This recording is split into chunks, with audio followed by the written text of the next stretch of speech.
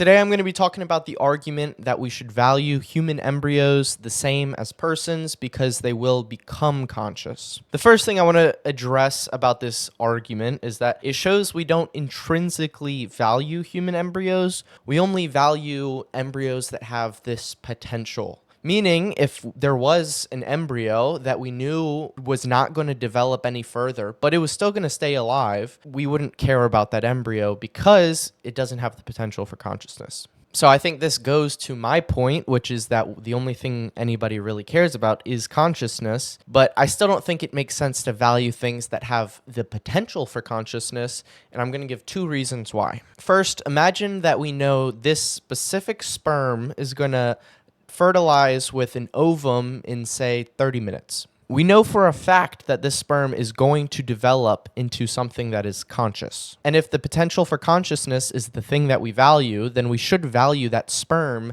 as a person. While it is true that the sperm itself isn't going to become conscious, instead it's going to develop into something that will become conscious, the potential for consciousness is still within the sperm. Meaning if that sperm dies, so does the potential for consciousness. You could say that a different sperm might fertilize with the ovum and then that will develop into consciousness, but at that point you're talking about a separate consciousness. In the same way that if we killed a human embryo, later another human embryo might form, but that other human embryo is a different consciousness. When we killed that human embryo, we still killed its potential for consciousness. So the first reason that I think this argument fails is because we obviously don't value sperms like they're people. But this argument tells us that we should. But maybe you think there's a relevant distinction because a sperm and a human embryo, even though they both have the potential for consciousness within them, they are distinct in the sense that they're not the same kind of thing. So then that brings us to my second reason, which is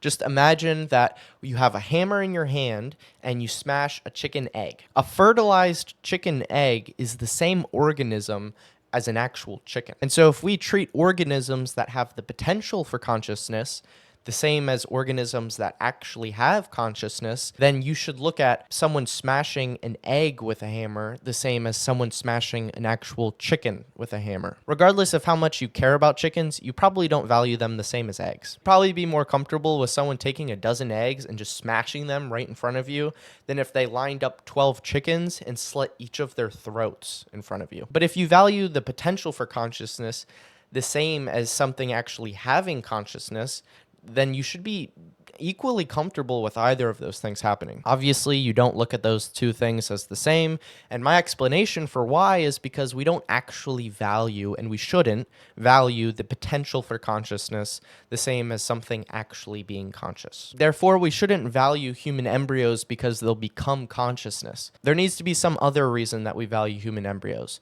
and I don't think there's really any good reasons, but if you disagree, let me know down in the comments.